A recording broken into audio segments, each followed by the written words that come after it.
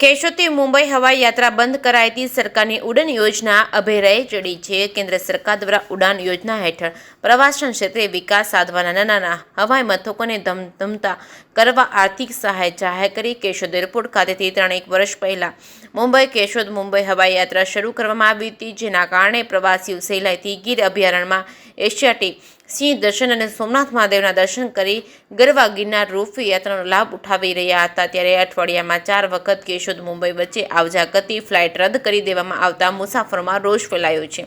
કેશોદ મુંબઈ વચ્ચેની હવાઈ યાત્રાનો નિયમિત 60 થી 70 મુસાફરો સરેરાશ લાભ લેતા હોય। કેન્દ્ર સરકાર દ્વારા ઉડાન યોજના હેઠળ હવાઈ યાત્રા શરૂ કરી નાના ઉદ્યોગકારો અને પ્રવાસીઓને સુવિધા આપવાનો ઉદ્દેશ હતો, જે અભેરાએ ચડાવી દેવામાં આવ્યો છે। કેન્દ્રીય મંત્રી અને કેશોદ મત વિસ્તારના સાંસદ મનસુખભાઈ માંડવિયાના વિસ્તારમાંથી સુવિધા છીનવાઈ જતા વર્ષો સુધી રજૂઆતો કરનારાઓ અબંચામાં પડી ગયા છે।